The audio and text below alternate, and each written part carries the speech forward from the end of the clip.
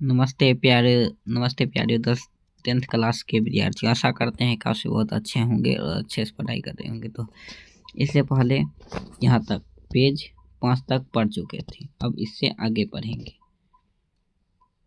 ये देखिए है एकीकरण से पूर्व इटली का मैप, यानी चित्र। ये देखिए एकीकरण के बाद का चित्र, दोनों अलग अलग है। देखिए अच्छा है ना।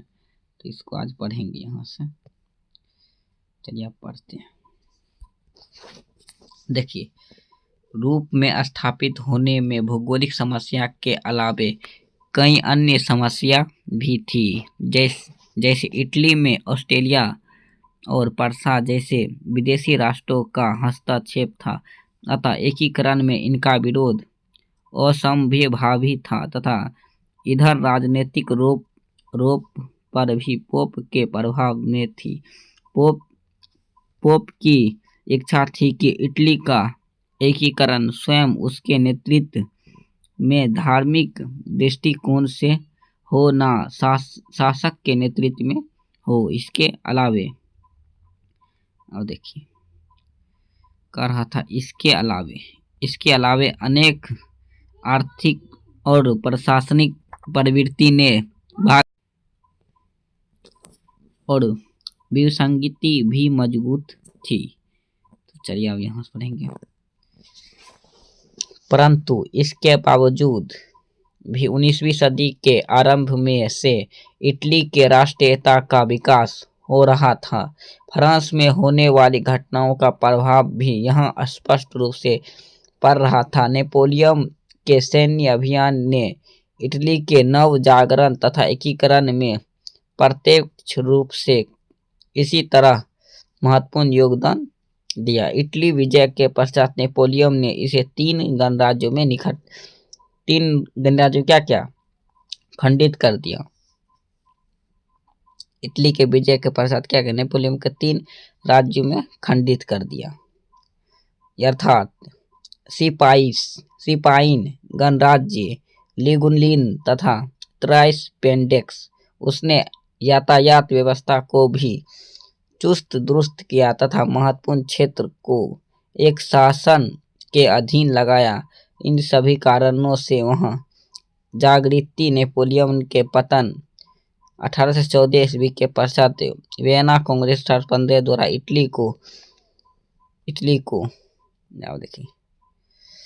इटली को पुरातन रूप से लाने के उद्देश्य से इटली को 2 पिडमॉन्ट और सार्डिनिया के एकीकरण कर दिया। इस प्रकार इटली के एकीकरण की दिशा तय होने लगी। चलिए अब इससे आगे बढ़ते हैं। और यहाँ देखिए इटली में 1820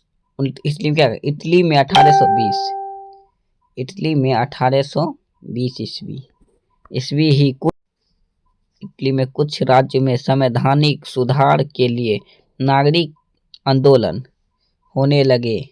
एक मुक्त दल कार्बोनरी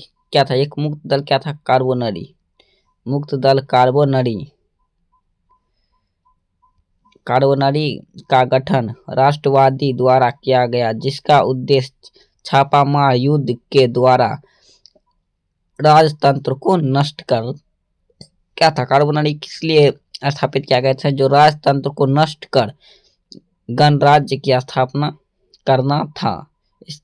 प्रसिद्ध राष्ट्रवादी नेता जेसेफ, कौन है प्रसिद्ध राष्ट्रवादी नेता? जेसेफ मेजनीन का संबंध भी इसी दल से था। मेजनीन का भी पूछा जाएगा, मेजनीन का किस दल से संबंध था? मेजनीन का कार्बोनरी दल से संबंध था। ये जो है कार्बोनरी, इस दल से संबंध था। तो चलिए, तथा 1830 की फ्रांसीसी क्रांति के प्रभाव से इटली भी अछूता नहीं रह सका और यहाँ भी नागरिक आंदोलन शुरू हो गए। मेजनीन ने इन नागरिक आंदोलन का उपयोग करते हुए उत्तरी और मध्य इटली एकीकरण गणराज्य स्थापित करने का प्रयास किया, लेकिन ऑस्ट्रिया के चांसलर मेटरनिक द्वारा इन राष्ट्रवादी नागरिक आंदोलन को दबा दिया गया और मेजनीन को इटली से पलायन करना पड़ा। अब यहाँ से पढ़ेंगे मेजनीन के बारे में। मेजनीन, चलिए अब मेजनीन के बारे में पढ़ते हैं। देखिए मेजनीन साहित्यकारी गणतांत्रिक विचारों का समर्थक। मेजनीन क्या था? साहित्यकार और गणतांत्रिक विचारों का समर्थक और योग्य सेनापति। मेजनीन क्या था? योग्य सेनापति था, लेकिन वह तत्कालीन राजनीतिक परिस्थितियों की बेहतर समझ नहीं थी, यानी उस राजनीतिक की बेहतर समझ नहीं रखता था। अतः उसमें आशीषवादी क्या था? आदर्शवादी गुण अधिक और व्यवहारिक गुण कम थे। अपनी पराजय के बाद भी मेजनीन ने हार नहीं माना। सन 1831 ईस्वी में उसने यंग इटली नामक संस्था का स्थापना किया। पूछा जाएगा यंग इटली नामक संस्था की स्थापना किसने किया? तो कहिएगा मेजनीन। किसने किया था? मेजनीन क्या था? यंग इंडिया इटली नामक संस्था का स्थापना किसने किया था? मेजनीन किया था। समझ गए? चलिए अब आगे बढ़ते हैं। जिसने नवीन इटली के निर्माण में महत्वपूर्ण भाग लिया। इसका उद्देश्य इटली का प्रायद्वीपीय क्षेत्र विदेशी हस्तक्षेप समाप्त करना। क्या था इसका उद्देश्य? था जो विदेशी हस्तक्षेप को समाप्त करना। किसका? मेजनीन का। संयुक्त गणराज्य स्थापित करना था। अब इससे आगे पढ़ेंगे। सन 1834 ईस्वी में यंग यूरोप नामक संस्था का गठन किया। देखिए पूछा जाएगा यंग यूरोप का स्थापना कब हुआ था? तो कहिएगा 1834 ईस्वी। और पूछा जाएगा यंग यूरोप का स्थापना किसने किया था, यानी गठन किसने किया था?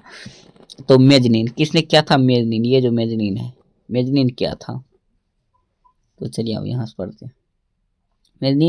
मेजनीन ने यूरोप के अन्य देशों में चल रहे राष्ट्रीय आंदोलन को भी प्रोत्साहित किया। सन 1848 ईस्वी में जब फ्रांस सहित पूरे यूरोप में क्रांति का दौर आया तो मेटरनिक को भी अतः ऑस्ट्रेलिया छोड़ना पड़ा। इसके बाद इटली की राजनीतिक पुनः मेजनीन का आगमन हुआ। मेजनीन संपूर्ण इटली का एकीकरण कर उसे एक गणराज्य बनाना चाहता था, जबकि सार्डिनिया और पिडमाउंट का शासक चार्ल्स एडवर्ड के नेतृत्व में सभी प्रांतों का विलयन चाहता था। उधर पोप भी इटली का धर्म राज्य बनाने का पक्षधर था। इस तरह विचार के टकराव, यानी सब कोई कुछ कह रहा था करेंगे इटली को, कोई कुछ राहत करे, इसी विचार के टकराव के कारण इटली के एकीकरण का मार्ग अवरुद्ध हो गया। यानी अब लगता था इटली का एकीकरण न हो पाएगा, उसे ही कहते अवरुद्ध। चलिए अब यहाँ सुनेंगे।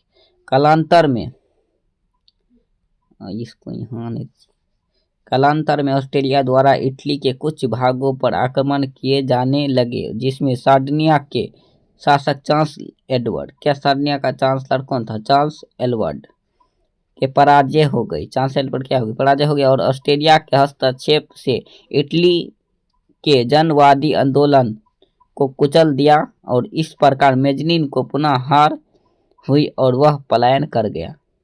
इसमें देखेंगे जो मेजनीन का क्या होता है, मेजनीन का ज्यादा हार ही होता है इसमें। समझ गए?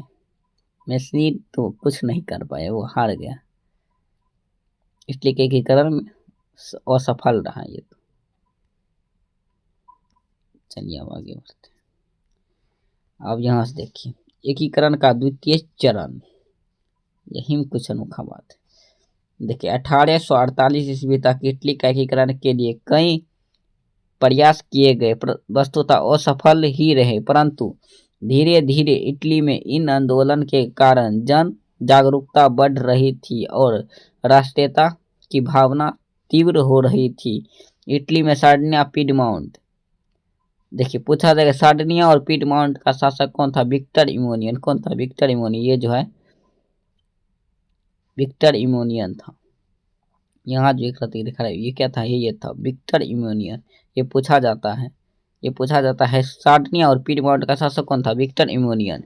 राष्ट्रवादी विचारों धारा का था और उसके प्रयास से इटली का एकीकरण कार्य जारी हो रहा। अपनी नेतृत्व में के क्रियाकलाप ने विक्टर इमोनियन ने अपना प्रधानमंत्री किसे किसे नियुक्त किया? तो काउंट काबूर। ये मोस्ट भी है, काउंट काबूर को नियुक्त किया था।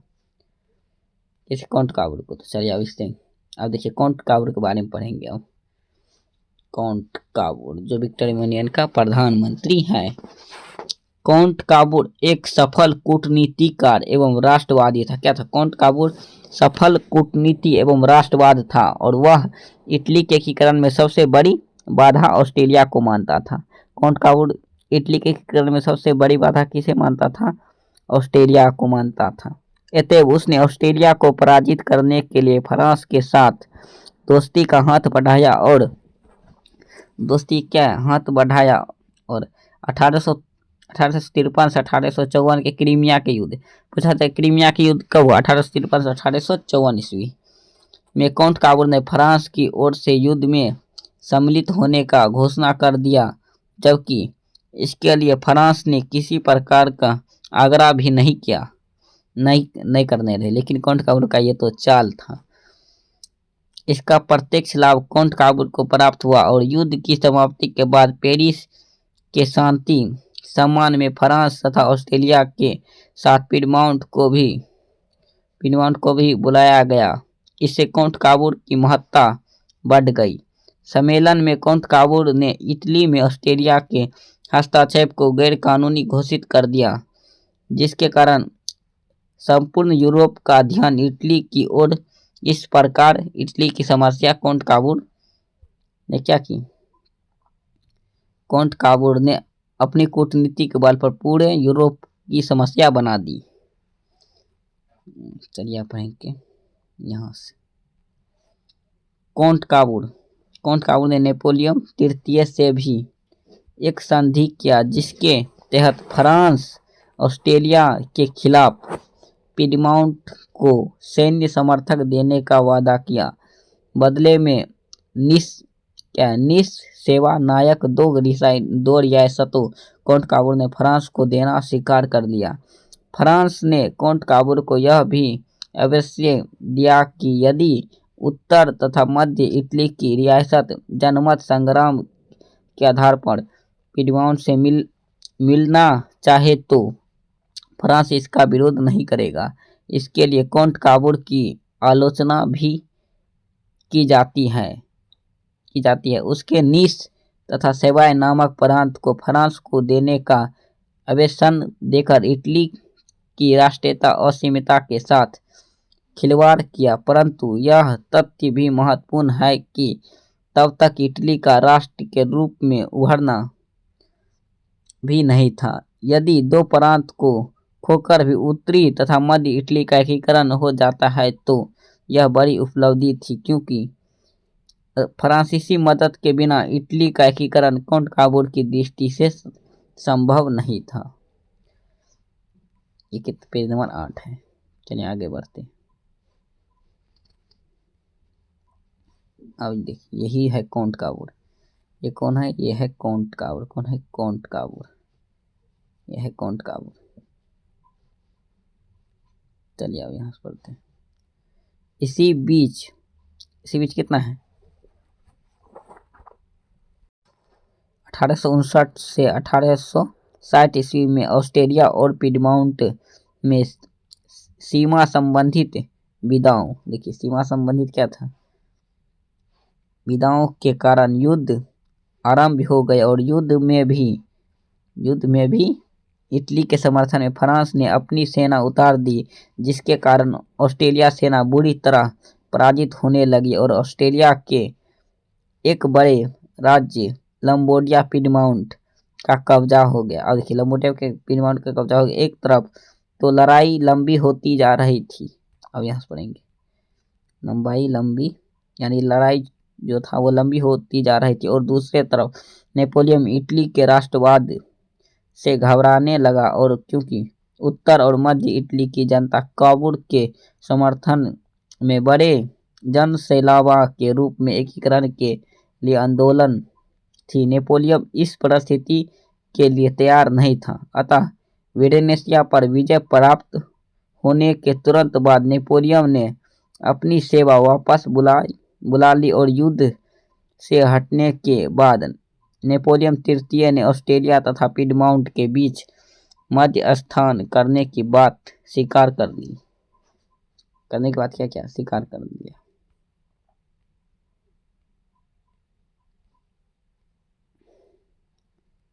तो अब यहां से पढ़ेंगे।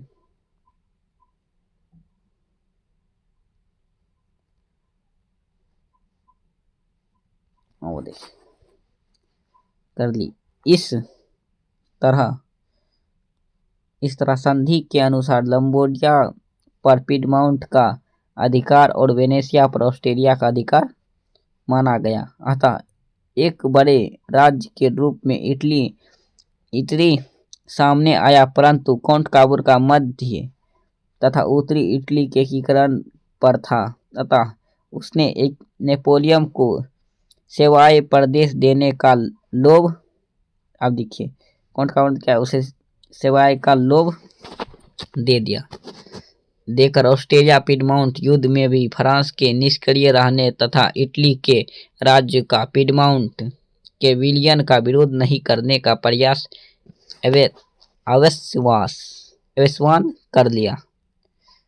बदले में नेपोलियन ने यह शर्त रखी दी कि जिन राज्यों का विलियन होगा वहां जनमत संग्राम कराया जाएगा, क्योंकि उन रियासतों की जनता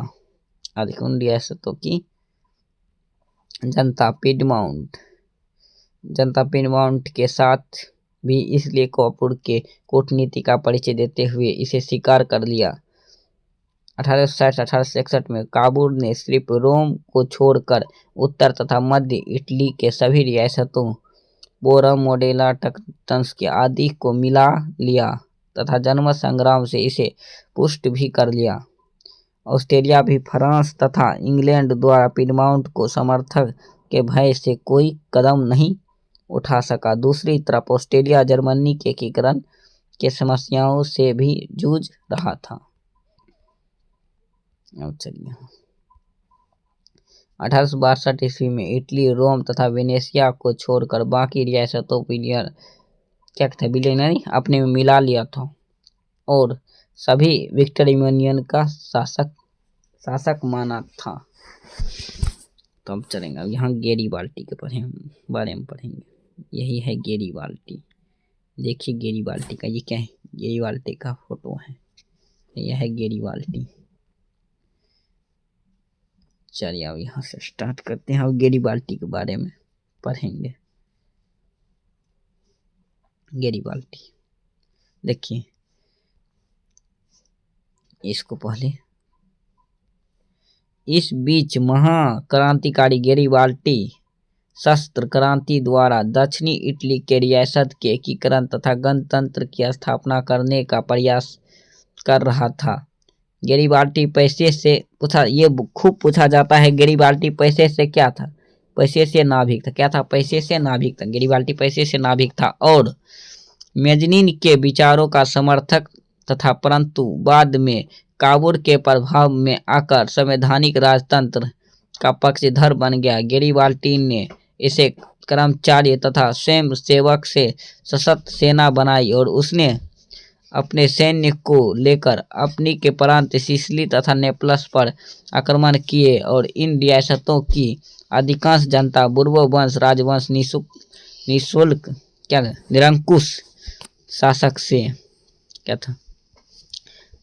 निरंकुश शासक से तंग होकर गैरीबाल्टी की समर्थक बन गई और गैरीबाल्टी ने यहाँ गणतंत्र की स्थापना की तथा विक्टर इमानुएल ने प्रतिनिधि के रूप में वहाँ की सत्ता संभाली। वस्तुतः देखिए पढ़ेंगे। वस्तुतः काबूल के विचार से गैरीबाल्टी से नहीं मिलते थे, परंतु काबूल ने उसके दक्षिणी अभियान का समर्थन किया और 1862 ईस्वी में गैरीबाल्टी ने रोम पर आक्रमण किया योजना बनाई। तब काबूल ने गैरीबाल्टी के इस अभियान का विरोध किया और रोम की रक्षा के लिए पिडमाउंट की सेना भेज दी। इस बीच गैरीबाल्टी गरिबाल्टी की भेंट काउंट काबूर से हुई और उसने उसके अभियान की योजना त्याग दी और दक्षिण इटली जीते गए क्षेत्र बिना किसी संधि के गरिबाल्टी के विक्टर इमैनुअल को सौंप दिया। तो चलिए यहाँ पर है सौंप दिया। गरिबाल्टी को दक्षिणी के क्षेत्र शासक बन गया। वास्तव में विक्टर इमैनुअल द्वारा दिया भी गया, परंतु उसने उसे अस्वीकार कर दिया। वह अपने सारी संपत्ति राष्ट्र के समर्पित कर साधारण किसान की भांति जीवन जीने का आग्रह किया। और त्याग और बलिदान की इस भाव के कारण गरिबाल्टी ने चित्र को भारतीय स्वतंत्रता संग्राम के दौरान खूब प्रचलित किया गया था तथा लाला लाजपत राय ने उसकी जीवनी लिखी। पूछा जाए गरिबाल्टी की जीवनी कौन लिखा था, तो गरिबाल्टी की जीवनी लिखा था लाला लाजपत राय। किसने? लाला लाजपत राय। चलिए अब ये पढ़ते हैं।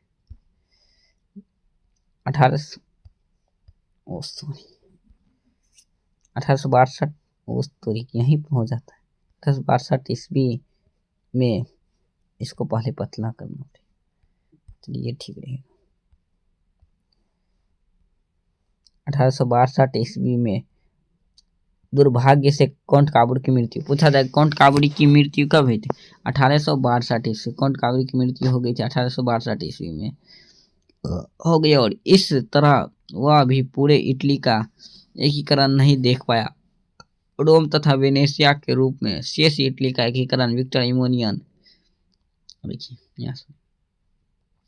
इमैनुअल ने स्वयं किया और 1871 में फ्रांस और पर्सा के बीच युद्ध छिड़ गया और जिसके कारण फ्रांस के लिए पोप का संरक्षण प्रदान करना संभव नहीं था। विक्टर इमैनुअल ने इस परिस्थिति का लाभ उठाकर पोप ने अपने आप को वेटिकन सिटी के किले में बंद कर लिया। पोप अपने आप को वेटिकन सिटी के किले में बंद कर लिया और विक्टर इमैनुअल ने पोप राजमहल को छोड़कर बाकी रोम इटली में मिला दिया और उससे अपनी राजधानी बना दी।